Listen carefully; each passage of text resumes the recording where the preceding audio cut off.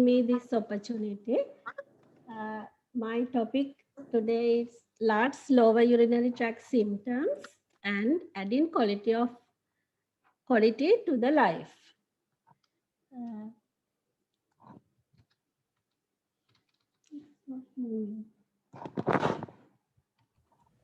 If the side is not moving, you can click on it again, then it will start all moving. right. Thank you, Supan. We had a patient who came to our family medical clinic at University of California recently. Mr. KW, 82-year-old retired clerk. Uh, he is a hypertensive and dyslipidemic, as well as he has bronchial asthma for 12 years and diabetes and ischemic heart disease for 3 years. He complained dysuria, increased frequency, urgency, hesitancy, and also poor stream with dribbling for last 6 months. These symptoms are gradually progressive and it affects his sleep due to increased frequency at night. He has no fever or hematuria or any pain, no backache or loss of appetite or loss of weight, and he has normal bowel habits. He has not taken any new medication recently and has never undergone any instrumentation or any surgical procedures. And neurologically, no deficits seen. And as you know, he has a lot of NCDs. He's taking treatment from teaching hospital Ragama at medical clinic there with all these drugs. His past surgical history is not significant. He has a family history of hypertension from his father's side, and he is a heavy ex-smoker and quit in 1993. He used alcohol, half quarter bottle arak day, and daily he's using up to now. And his main problem was difficulty to sleep due to this increased frequency and nocturia. What are the differential diagnoses at this point that you can think of?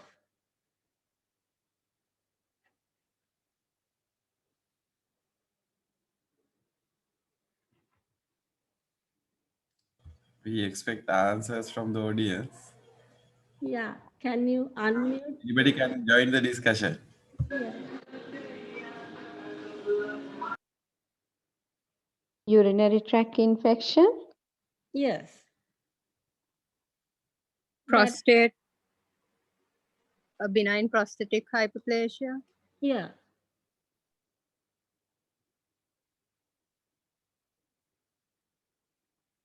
So yeah, as you said, those things come higher up in the list.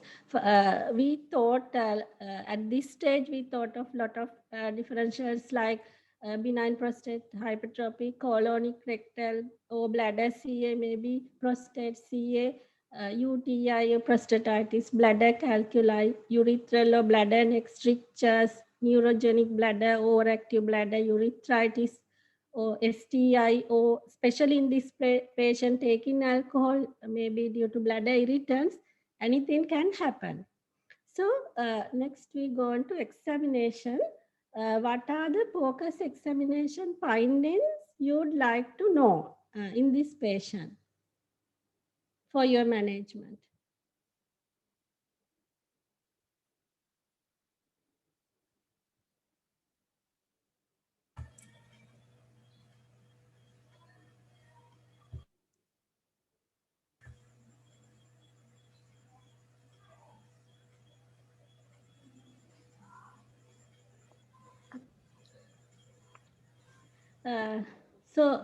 In our patient was afebrile, not pale, no ankle edema, pulse 84, blood pressure 140/80.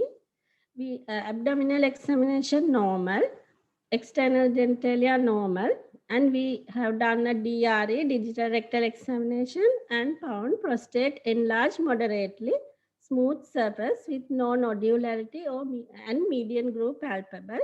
No PR bleeding detected. CNS neurologically normal.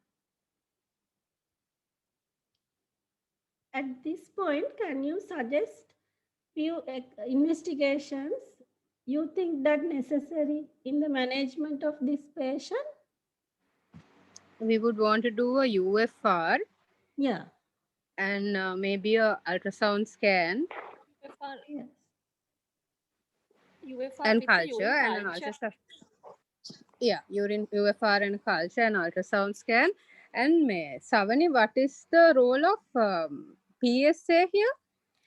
Yes, Marilu, that's a very good point that you raise it because it's a very debatable investigation, and I will discuss that later in my presentation. Okay. What this patient has undergone from the teaching hospital Ragama, these investigations, urine full report, pus cells 20 to 30 with RBC 1 to 2, high far field, and ultrasound, it was found that prostate enlarged 45 grams and there's a significant amount of residual urine. No upper tract dilatation, but renal cortical appearance of early stage of chronic renal parenchymal disease is seen. And PSA also elevated according to his age, like it was 27.88 nanogram per ml. And FBS is a non-diabetes, 126, and serum creatine 81 micromole per liter. So now, can you come into a definitive diagnosis?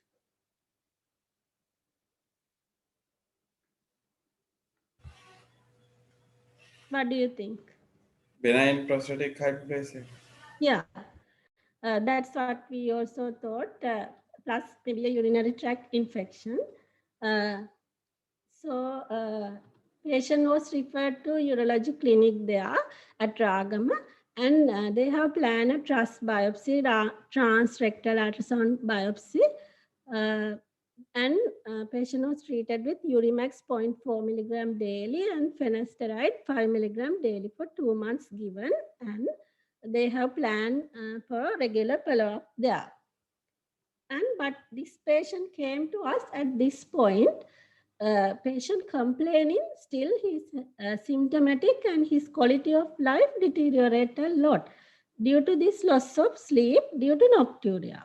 Now, at this point, what is your management plan for this patient as a GP to improve the quality of life? Can you suggest few? Assess how his fluid intake is and advise him not to take a lot of fluids after 6 p.m. Yes, Ashani, that's a really important issue. Advice on the alcohol? Yeah, especially in this patient, that is very relevant, Mary Lou.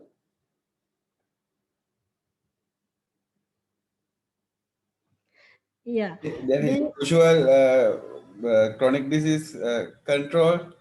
Yes, he's having a lot of NCDs. That is very important. So we plan a management like this. We plan to do a UFR and urine culture also to exclude UTI. And the most importantly, we explain the condition to the patient because sometimes these symptoms are very worrying and patient thinks they are coming from a serious illness. So we explain the condition and reassure the patient. Then mainly we advise to control the blood sugar levels so that it also can cause polyuria due to osmotic diuresis. And another important fact is we advise the patient to continue alpha blocker and finasteride because these drugs take a long time to show any symptomatic relief. The patient don't know that, and they are very they think that they are not having any effect by taking those drugs. So we advise on that also.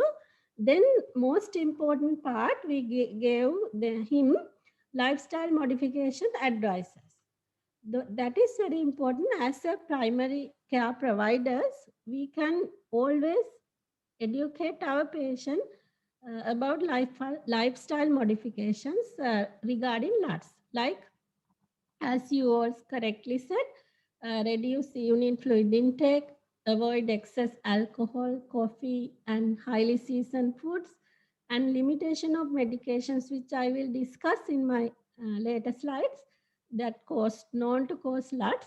And if patient is obese, we can advise to reduce weight and keep patients active and avoid over-the-counter cough and cold preparations. Sometimes they also cause LUTs symptoms. And double loading technique to reduce residual urine volume and prevent constipation, as well as reassuring patient. So let's discuss a little bit about LUTs, lower urinary tract symptoms. It's a common problem in aging men, even in absence of BPH, benign prostate hyperplasia. They can have negative impact on quality of life, because this is due to age-related changes in bladder, kidney, and GU tract. It is very subjective. Sometimes it is not related to the degree of obstruction. Sometimes even with less obstruction, you can have severe symptoms. And these symptoms can be classified, as you all know, like storage, irritative symptoms.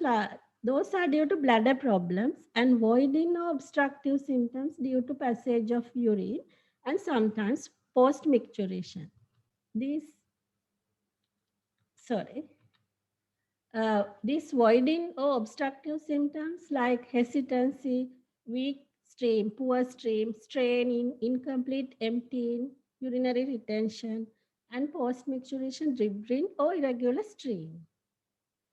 Then irritative symptoms as urgency, urge incontinence, frequency, nocturia. Usually we take that as waking from sleep to pass urine 2 or more times during night, and sometimes suprapubic pain. Now let's look at some most important causes that causing LUTs. Those can be physical, functional, or sometimes other causes. Physical causes, mainly most commonest cause is BPH, benign prostate hyperplasia, as you all said.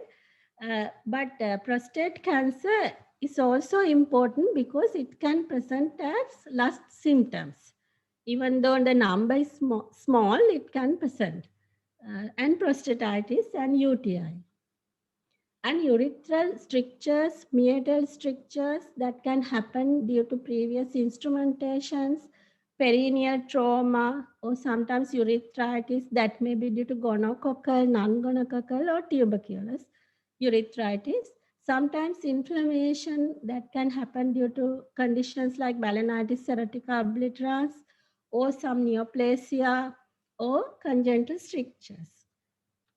Then other rare causes, sometimes like bladder neck stenosis due to surgery, post-surgery, or penile disorders, or calculi bladder or urethra, or congenital disorders like urethral valve polyps or strictures. And most important, another cause is external compression due to loaded colon, maybe due to constipation or colonic or rectal CA or pelvic tumors. That also we should keep in our mind. Then functional causes like detrusor sphincter dyssynergia that can mainly happen due to neurological problem and the detrusor muscle problems. And there are other causes like rare causes like changes in diurnal secretion of ADH or any osmotic diuresis causes like we have discussed, like diabetes, something like that. And irritative causes like caffeine or alcohol, as in our patient. And we should also take care of medications patient taking, like antidepressant, anticholinergics, bronchodilators, diuretics, opioid analgesics, and sympathomimetics. Those also can cause large symptoms. Then if a patient come with these symptoms, we have to understand the severity of the urinary symptom and assess the progression, or sometimes the respond to treatment. So that we need to assess. For that, there's a score called IPSS score, International Prostate Symptom Score. What they have done is they have taken some significant symptoms, like here 7 symptoms, and they have marked it from patients amount of suffering according to the suffering. So and also they ask about how you feel about this condition if you are to spend your rest of your life with these symptoms. That is kind of quality of life assessment. Then they give a mark and classify according to mild, moderate or severe, symptomatically how they suffer. So my patient came like IPS scores of 30, that means severely symptomatic. Then about the investigations, according to the NICE guideline, usually we have to do urine pool report, and according to the history and things, we can arrange culture and ABST also. Then according to NICE guidelines, kidney function can be assessed, serum creatine, EGFR and electrolytes only if there's a suspected renal impairment is seen, like palpable bladder, recurrent UTI or history of renal calculi. Otherwise, they suggest that we don't need to do those things even. Then we can advise the patient to keep avoiding diary, like we can ask him to write about frequency or volume and volume. Then there are studies, urine flow studies called uroflowmetry. Those are also not necessary in initial stages. Then imaging, ultrasound, KUB, we can assess prostate size and bladder residual volume, but that is also only in complicated cases. Otherwise, uncomplicated initial assessment, we don't need imaging even.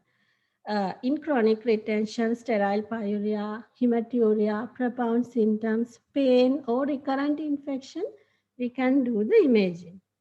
Then about the cystoscopy and biopsy also same. It is not recommended for uncomplicated LUTs. Then the most debatable investigation is PSA.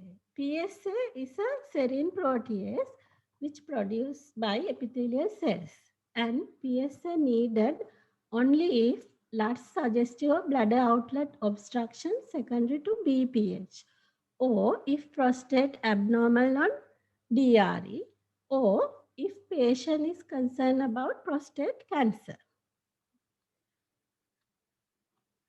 PSA has a low specificity and it can be elevated even without a cancer, like in BPH, exercise, infection or inflammation, instrumentation, trauma, or recent ejaculation.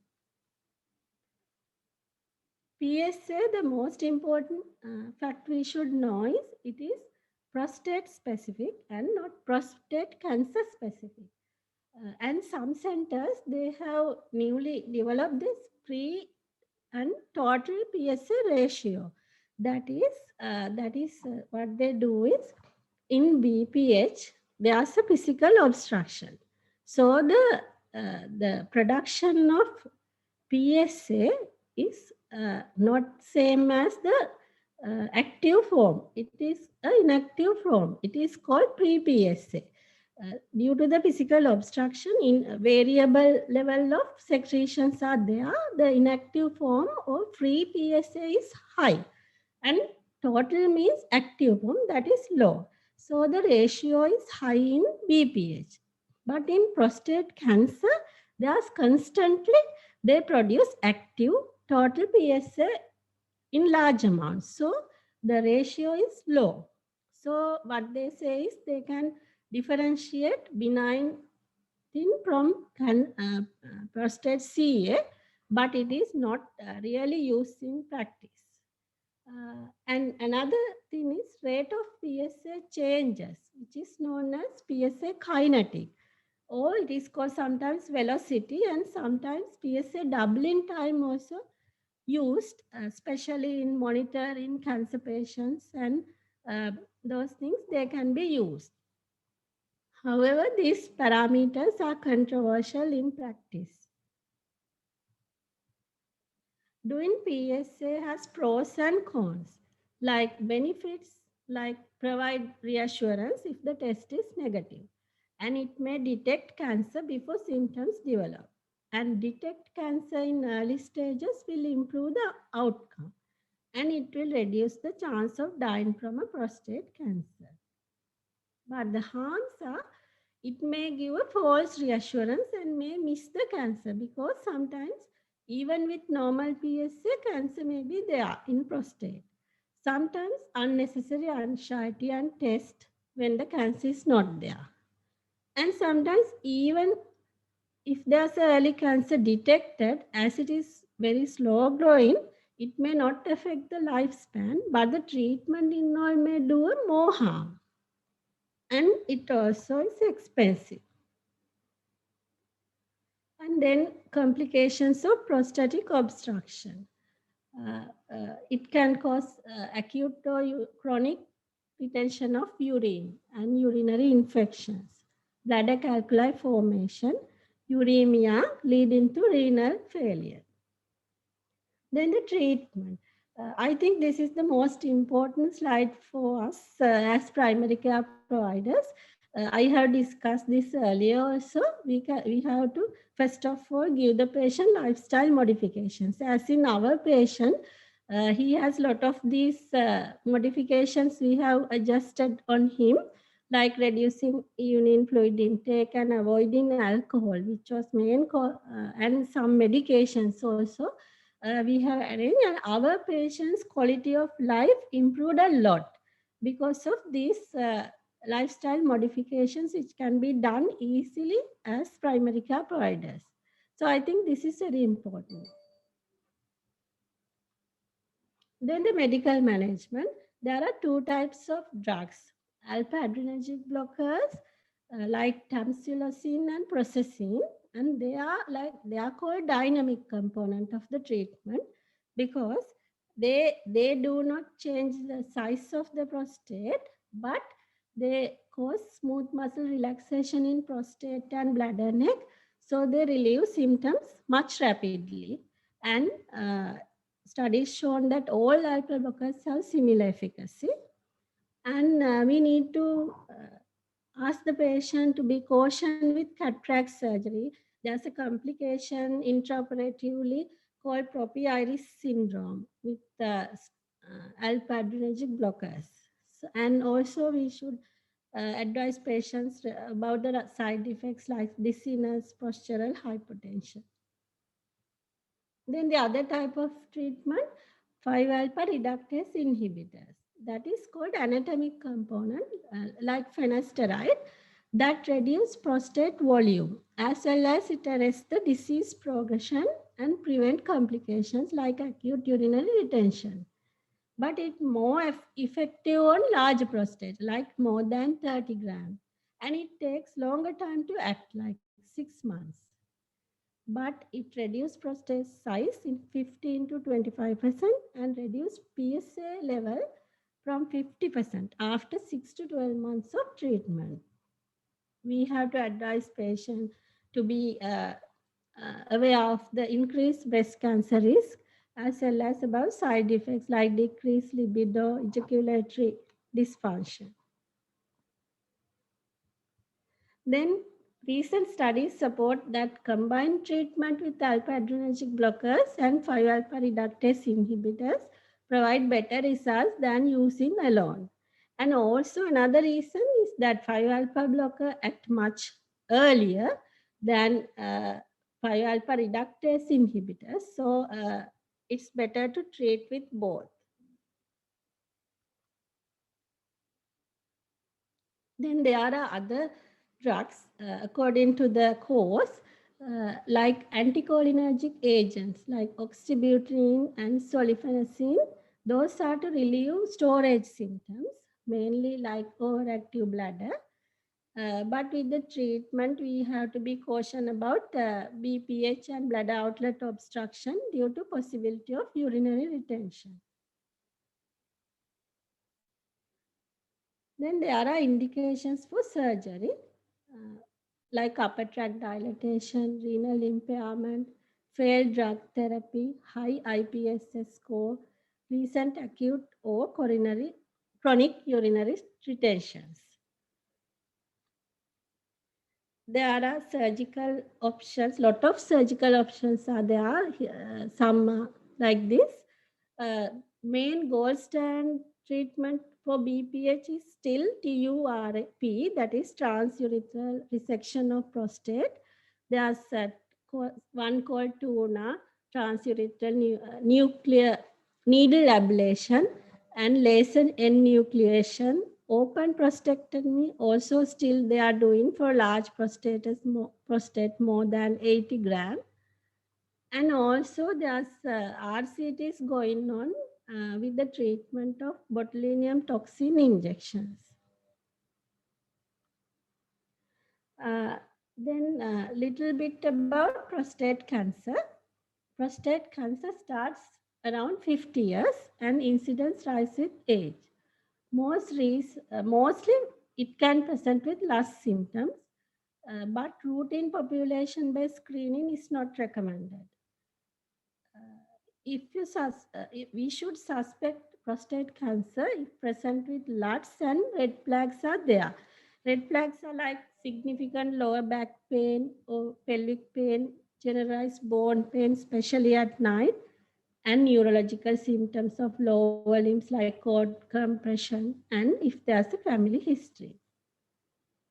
So the management, if the patient is more than 50 years with persistent LUTs for more than 4 weeks, first, as we discussed, we can assess other causes for LUTs as well as UTI, and then we can do a DRE, digital rectal examination.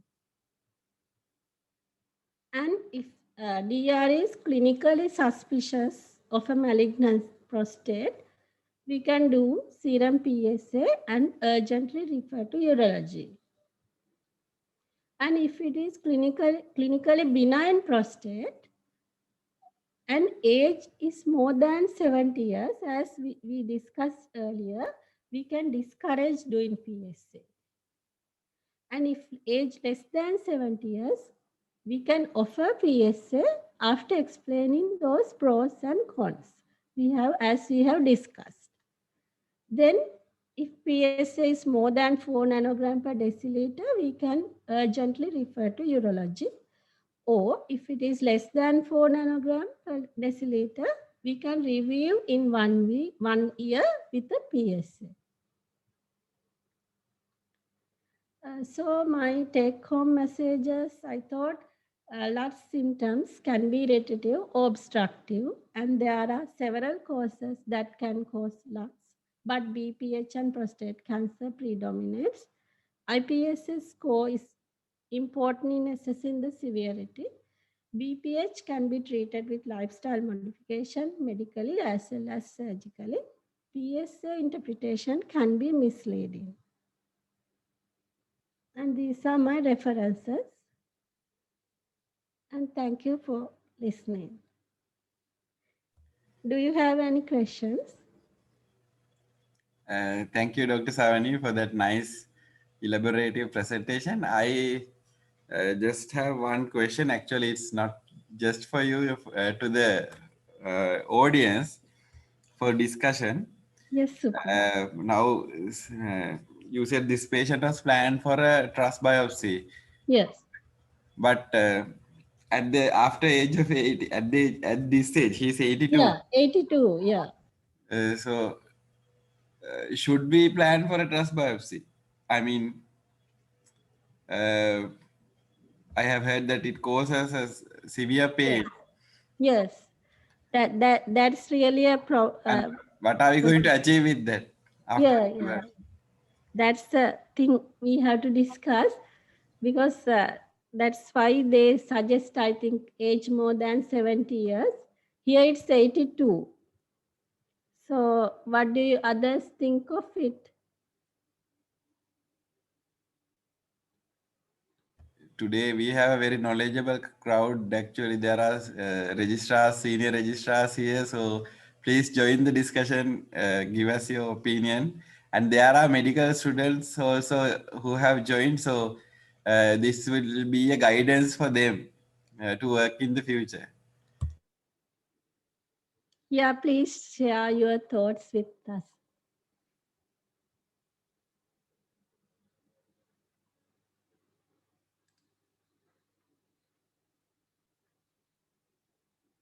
To exclude malignancies in this patient, your patient, although he is 80 years, if the DR suggesting the malignant prostate enlargement, we have to go for with biopsy to come to a diagnosis. Yes, Kaushalya, the thing is this patient, DR is not suggestive of malignancy. And the other thing is what they say, if the DR is suggestive of malignant looking prostate, anyway, we should do the thing. I mean, do the trust biopsy and go on that line. Here it's DR is no, like benign. And other thing, what they say is, this prostate is very, very slow growing. We can actually see the grading and decide, because sometimes the disease is not that aggressive than the treatment and investigations. But others can also give some opinion.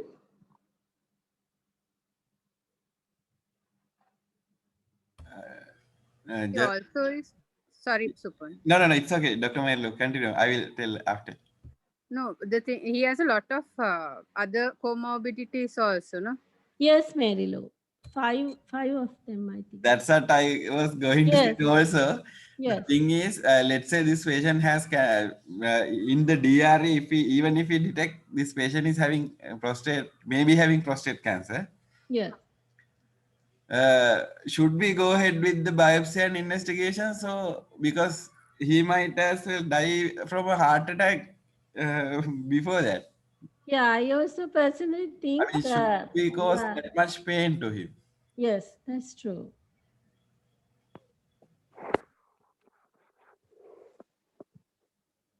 Because in other countries, what they say is they do a MRI, even if it is like malignant looking, they will do MRI, and then according to that they grade and they can do active surveillance. In patients like this, what they do is active surveillance.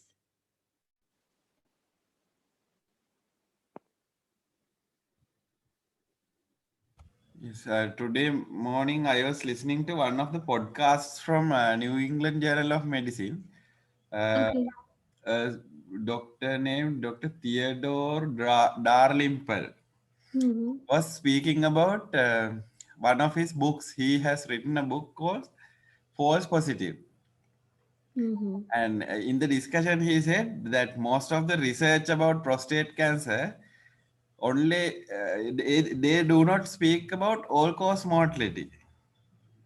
So his opinion is after 80 years, closer to 50% of males will have anyway have a malignant lesion in the prostate, but they won't die from that.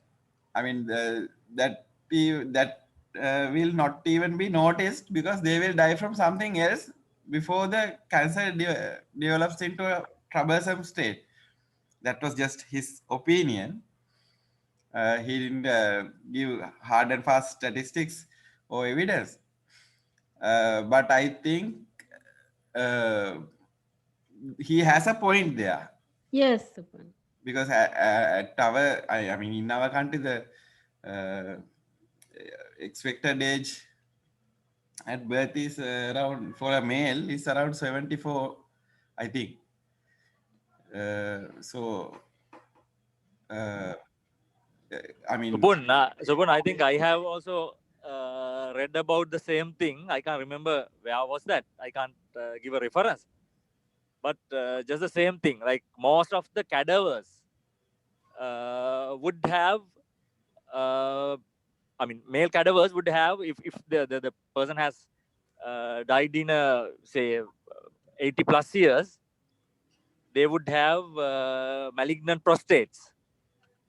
But as you told, they are probably slow progressing, and because of that, they will never die out of that. But as you told, there are 101 things to die off. So what you told was, I think, correct, and you had a reference as well. So other thing is, what as you told, what we are going to achieve from, doing investigations on a patient who is 80 plus, and especially if the investigations are invasive and Yes, painful, yes, I think that's a good point. yeah, that's true. yes, and in that discussion, he was mentioning that even if the patient is having cancer, right? If they did the surgery, if they go ahead with the surgery, patient will not, sometimes will not live for another 5 years. Also, there are several complications of the surgery. For example, incontinence. Yes, He was just asking whether would you live as a man and die from the prostate cancer or any other cause, or would you live as an incontinent person and suffer for the rest of the life left? yes, that's true. It's kind of natural history, which is found in most patients, as you said.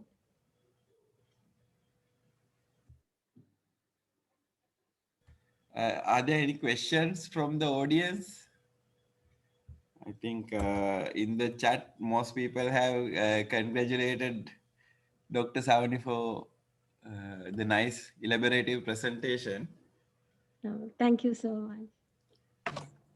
And in addition, Savani, we had a very good crowd today, about I think 40 plus people, which is very good. I mean, the audience comes to the GP's cafe is different from an audience which goes to a series of lectures.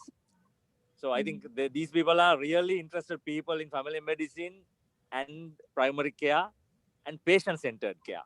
So I think it's very important that you spoke in an audience which was really interested in the subject, and there was a very good participation as well. Thank So you if, for giving me the opportunity also. Right, welcome. And Supun,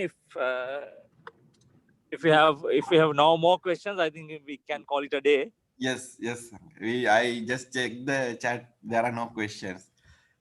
Okay, congratulations and thank you very much, Savani, for that very interesting and thought-provoking presentation, where I think you were spot on about the patient-centered care and adding quality to the life of any patient. That will be the best thing that could be done by a family physician. So thank you very much all for patient participation, and this will be the last GP's Cafe for this year. And let's meet in a fresh year with fresh thoughts and many hopes. So have a good night and wish you a very fruitful week. Thank you very much. Thank you. Thank you, Sanka, and let's wish that 2021 will be a better year than 2020. Good night. Yes, good night. Good night.